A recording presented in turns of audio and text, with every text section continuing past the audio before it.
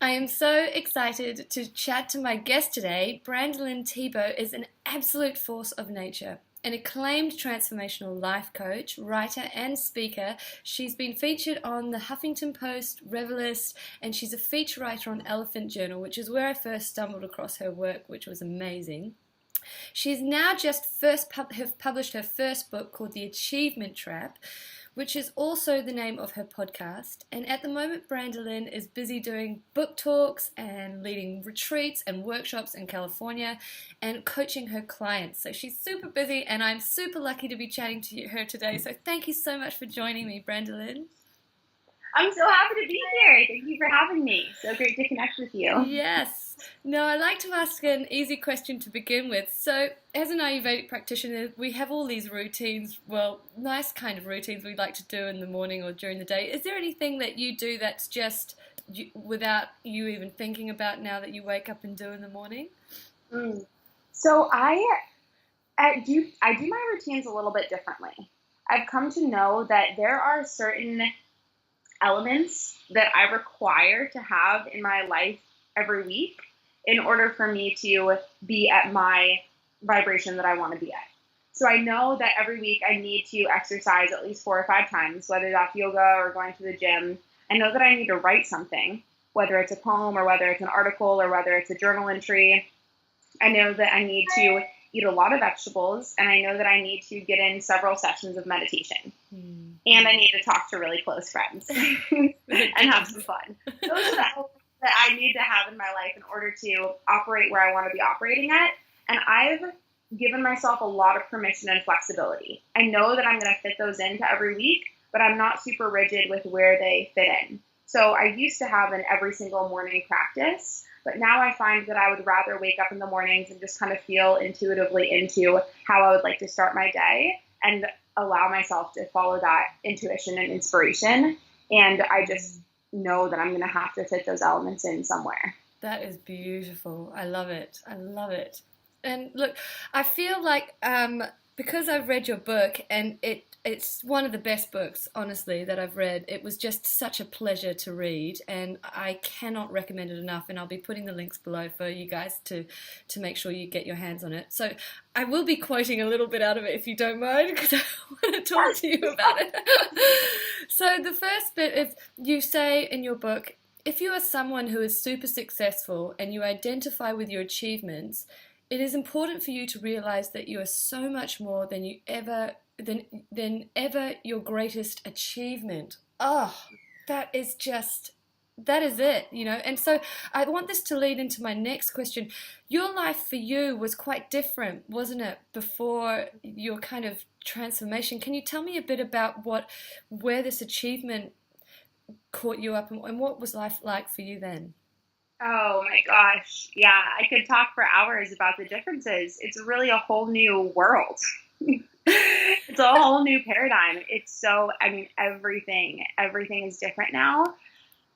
I would say that the main difference is that I no longer believe my thoughts. Like I was caught up for so many years of my life in judging and shaming and assessing myself based on the thoughts that I had and the feelings that I had. And I really did live in reaction to my internal state. And that was the crux of my eating disorder. In the book, I talk about my doing disorder, which many of us have. It's an addiction to busyness. It's an addiction to continually achieving and producing results because we don't know how to sit with ourselves when we're not doing that. And the reason why I was so caught up in that is because I was running from myself and escaping myself my entire life. I had lots of thoughts that were shaming about my body. I had lots of thoughts that were shaming about my accomplishments. There were lots of ways that I felt like I wasn't enough.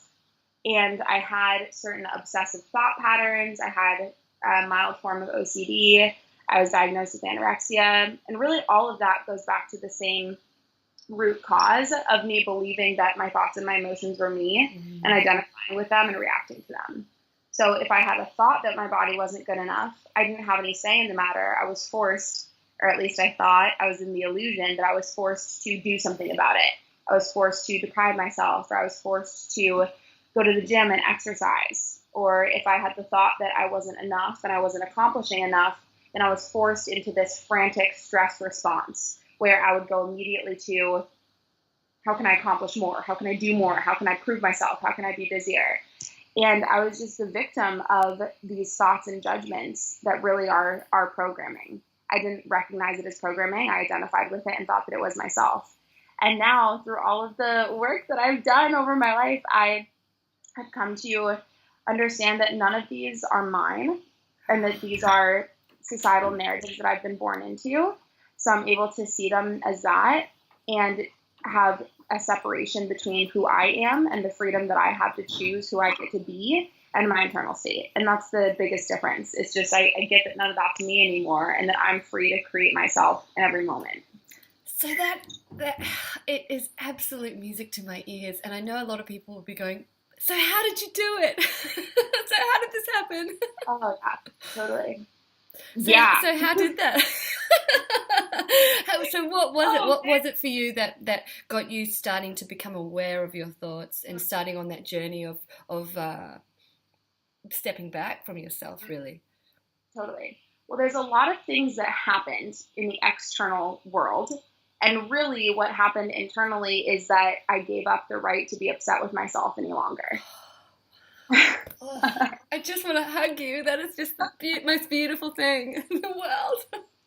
Yeah, I gave up the right to be ashamed of myself. I gave up the right to feel like I needed to prove myself. I gave up the right to being insecure. I just gave that all up because ultimately I recognized that the world that we're living in doesn't work for me. I'm not satisfied with it. I'm not okay with it. I'm actually really saddened by it and really frustrated by it. And if I allow my internal state to have power over me, then I'm the victim of the world and I'm not taking responsibility for it. And I get that I am 100% responsible for this world. There's no such thing as partial responsibility. It's either you're 100% responsible or you're not responsible at all. So I chose the perspective that I'm 100% responsible for this world. And then once I put my perspective on that bigger commitment that mattered to me so much more, all of that small stuff, all those insecurities, all that shame, they didn't go away. They're still there. I think they're there for every human being, but they just became so much less important. My fears just stopped mattering. My insecurities just stopped mattering because I saw this vision. I see this vision for the world that I'm committed to.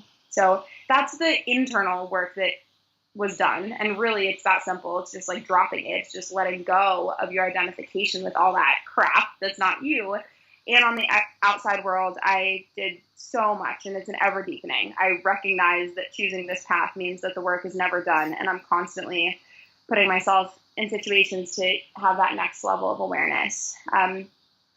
Lots of meditation, lots of Eastern philosophy, lots and lots of mentors, Alan Watts and Ram Dass and Ramana Maharshi and Krishnamurti and Ken Wilber and what's that? Byron Katie. And Byron Katie and Kyle Cease and the list goes on and on. So lots of spiritual texts, but also lots of practices. Meditation, I think deep connection and being in vulnerability with others is like the best catalyst for transformation that there is. It wakes you up like that. You can't hide when you're in vulnerability with someone. And then lots of coaching training programs and a curriculum called Landmark and Vipassana and it goes on. And it's such a personal journey as well. So what might work for one person might be completely different for another person. I think that's what I found too on my journey is that at the beginning I wanted them to read the set amount of books because it blew my mind. But for them it was something completely different. And it's so incredible when it's coming to that. But it's that nut that you talk about in your book, that achievement trap, that letting go of all of those thoughts that hold you hostage almost. So there's another bit as well, because I feel like some people that might be watching go, well, what about for people who are in an abusive relationship, or what about people who are born into extreme poverty, and that's a question where how do you tackle those kind of questions? Yes, I'm so glad you asked this question because nobody ever asks it. People are afraid to ask it. But I love engaging with this question so much. And what I'm talking about when I'm talking about 100% responsibility, this perspective is not the truth. We're not talking about truth. I'm not saying that it is true that you are 100% responsible for the world. How could that possibly be true? If you were 100% responsible for the world, you would have to be in control of every circumstance that's ever happened since the beginning of existence. Like, we're not talking about truth. What I'm talking about is a perspective that gives an individual power. And it's only a perspective that one can take for themselves. It's not a perspective that one can accuse anybody else of taking or not taking. And when we're talking about responsibility, it's very different from blame. We're not talking about blame. We're not saying you are to blame for your circumstances. We're saying that when you look from the perspective that you're 100% responsible, immediately you get power. When you look from the perspective that, well, okay, I'm 99% responsible, but the world is 1% responsible, that's actually you saying that you're not responsible at all because you're waiting for the world to do its 1% before you do your 99%, which means you're doing 0%, right?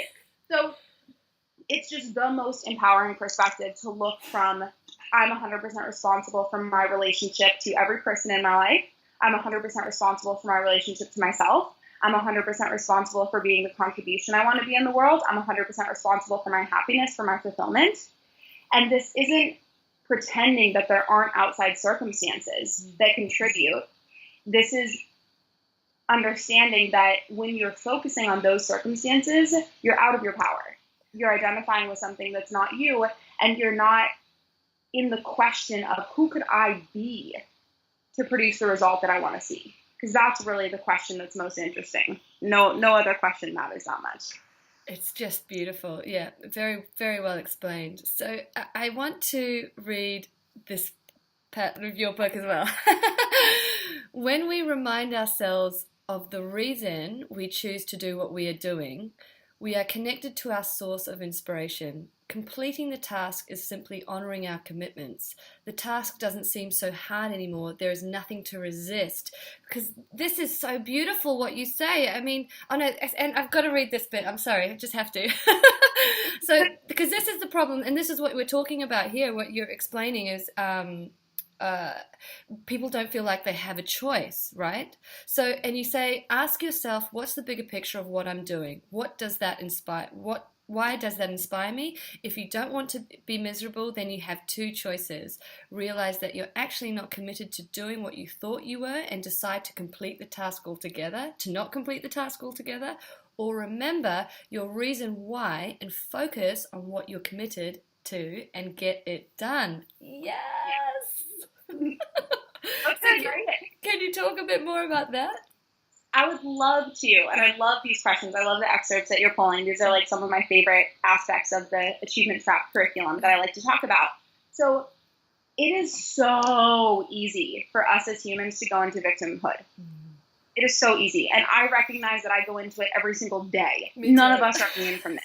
It's not, you can never flip a switch and not go into victimhood for the rest of your life. That's not what it's about. It's about being willing to recognize when you are in victimhood, because admitting to your smallness actually is your greatness. When you're willing to say, oh my gosh, I'm being the victim. Woohoo, wow, that's awesome. Now I have another choice. Before I admitted to it, I had no other choice. And now I have the power of choice.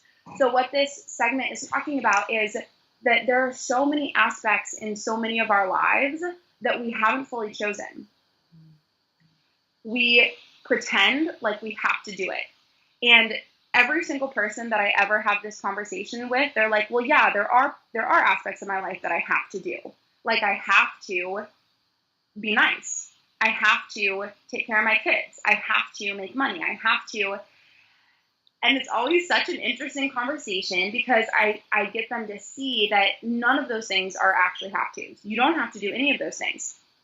You do not have to. You will face the consequences of whatever you choose to do, but you're still choosing whether or not to commit to what you're committing to based on after you've considered all of the circumstances.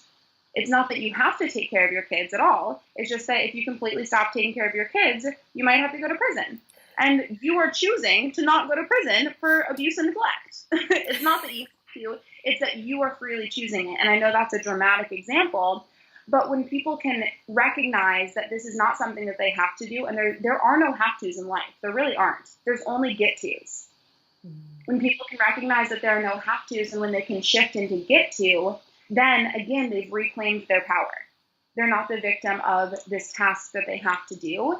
And what's often so cool about that is that when people understand, oh, wait, I get to take care of my kids. I get to make money. I get to feed myself nourishing foods. I get to exercise. I get to practice my creativity. It's like, oh my gosh, wow. I love that. I do that because I love that and because I'm committed to something. We only ever do anything because there's an underlying commitment. We only take care of our kids because we're committed to being generous, or we're committed to being loving, or we're committed to humanity. You know, there's like these deeper and deeper and deeper and deeper and deeper commitments under every single task that we do, whether it's sleeping or eating or breathing or speaking or writing or anything. Like, there's a much deeper commitment, and the deepest commitment that you can find is going to connect you to your greatest source of inspiration. So if you just dig and dig and dig and you find like that deep down commitment that underlies everything that you do, and you live your life from that commitment, then your energy is freed up. You're no longer resisting and holding grudges and resenting, but you're wanting to. And your life comes from desire and from pleasure and from play. Because you chose to play whatever games you're playing in your life. Yes, yes. And this actually leads me on to my next question. You mentioned resisting, and I find that is a big part of my practice and helping people to move out of this space, because resistance can be a killer, because it's just this energetic block that keeps you so limited, you know. So how do you talk to me a bit about resistance and how you see that and in people and how they can kind of break through that? Yeah. Well, the reason why we resist is because we think that it's useful. We think that it's productive to resist. So my favorite analogy for this is, imagine if you were trying to hold your door shut, and there was like a massive muscular man trying to push the door open on the other side of it. And you're like, no, this man can't come through. He can't come through. I have to stand here and I have to resist. I have to resist this door opening. Now, we think that that's accomplishing what we want to accomplish in the world, that act of resistance, but really that's tying up all of our energy. We're useless. We can't do anything because all of our energy is concentrated on the act of resistance. But if we simply step aside and we let the door open and we allow for whatever to come through, then all of a sudden we're free. We're free to leave the room, or we're free to stay in the room, or we're free to go get help, or we're free to do whatever we see fit. So in this analogy, the man trying to push down the door is really our emotions that we're not willing to feel. And we think, well, if I just stand here and I hold the door shut forever, then I'm never going to have to confront these emotions because I can't confront these emotions. They're too much for me. I can't do it. That's the subconscious programming that's going on there. When really, no emotion can hurt you. Nothing within your internal state can hurt you. Your thoughts can't hurt you. Your emotions can't hurt you. Memories can't hurt you. Your body sensations can't hurt you. But we've been trained that we're supposed to resist so-called negative thoughts, emotions, memories. And so we spend so much of our lives trying to escape. And a lot of the achievement trap is talking about this escapism, which is the same thing as resistance. They're really synonyms. And some people's escapism is alcoholism. Some people's escapism is workaholism. Some people's escapism is people-pleasing. Some people's is perfectionism. Some people's is numbing out and watching Netflix all day. Some people's is overeating. Some people's is undereating. Some people's is overexercising. Some people's is underexercising. You know, there's infinite manifestations of avoidance and escapism and resistance. And for all of those different manifestations, what we need to remember is that there's no internal experience that we can't handle, and that if we literally just step aside and let the door open, then we're free, and we can choose any way that we want to respond. That's amazing. I'm going to literally cry. It's just so beautiful, and that what a treasure you are, because it's to awaken people to that knowledge that nothing inside of them can hurt themselves, and there's this not this me versus me business, it's just, it's really beautiful. So what do you see, is there a common thread or a common issue that you see come up for the masses that you see and help? Is there a common thread, meaning is there a common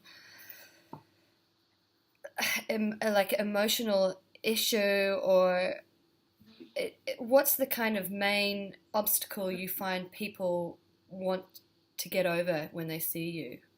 Oh, well, it's really funny because what they think they want to get over is not often what they end up getting over. Totally. To realize that that's what they really wanted. Normally, when people seek me out for, like, it's so, whenever people ask me what I do, it's like so hard to explain because I feel like nothing really conceptualizes it. I'm like, I be with people and listen intently for what matters to them, and then help them navigate the journey from where they are to what matters to them. There's like no name for it, but when people hear like life coach or however I term myself, they often are like, oh, this is a person that's going to help me to produce results and is going to help me to achieve and is going to help me get what I want. When most often, and hopefully I'm not like turning clients away by saying this, but most often what people end up getting is the recognition that that's not what they truly wanted. And what they truly wanted is the freedom to choose who they get to be in every moment. And the understanding that their results have nothing to do with them, because really the results that we have in this given moment, results meaning how healthy we are, or how great our relationships and friendships are, or how much money we're making, or our job, whatever, like the results that we have, people often fixate on those and are like, oh, this is wrong. This is wrong. This is bad. I need to fix it. But what happens then when we're fixating on our current results is we're actually looking at the past. Because when you think about it, whatever results you have right now are simply a mirror for who you were being in the past. So automatically you're not in your power, because automatically you're trying to fix something unfixable because you can't change the past. So they're not looking in the right place. When really where we all should be looking is, what are my core desired ways of being right now? Who do I want to be? And it starts now. It doesn't matter what I've done in the past. It doesn't matter what kind of person I've been. It doesn't matter what results I've produced. All of that is irrelevant. Up until this moment, nothing matters. I don't care how successful you are. I don't care how, like, anything. None of that matters. All that truly matters and all that you truly are is who you're choosing to be right here and right now. And I don't know, you do yoga, right? Yeah, on the good days. So I love when they say in yoga class, yoga starts now. Yoga starts now. Because it's so easy for us to get fixated in like, oh, I haven't been doing well enough in my yoga practice today. And then we get in our minds. But when we remember, oh, all that matters is that I'm connected to my breath and I'm here right now, then we have all sorts of freedom. And it's like, okay, well, what do I choose to commit to being right now? So really the theme, to kind of circle back to your original question, that I see with a lot of people coming to me is that they are not giving themselves permission to let go of what they've done, what they've accomplished, who they've been, and how others see them. And so they're giving up the opportunity to create themselves newly. Yes. And what we end up getting to is just blank slate, doesn't matter, none of that matters. What matters to you? Who do you choose to be? And then we create from there. It's so beautiful. It's so beautiful. I could talk to you all day, so I need to stop myself as well. But I think because society really does, unfortunately, we get kind of built up or raised to really have that expectation or mindset that our exterior fills us up. So it's such a new concept for people to go, oh, well, actually, it's not. I mean, it's people were still getting married, saying it's two becoming one, and I'm like, no. And so how has it been extracting that concept of your exterior has nothing to do with your interior. Mm. Oh man, this is another book for sure. Yeah, for sure. If I could encapsulate my message in one word, it would be permission. And why we are all suffering so much, and suffering is different from pain, right? We can't avoid being in pain. Pain is a fact of human existence. We can't avoid suffering. And why we're all suffering so much is because we believe that we're not allowed to give ourselves permission to be who we want to be and do what we want to do and act how we want to act and feel how we want to feel until blah, blah, blah. That's the achievement trap, right? I don't have permission to be, do, feel, act how I want to until I've achieved blah, blah, blah. And really what I intend to do, and my whole message, my whole mission is just to flip that on its head and to have people recognize that they have permission to be who they want to be in every moment. And I lost the question for a second, but I remember it now. That's fine. That's fine. So it's understanding that confidence is not a product of what you've done. Confidence is a choice.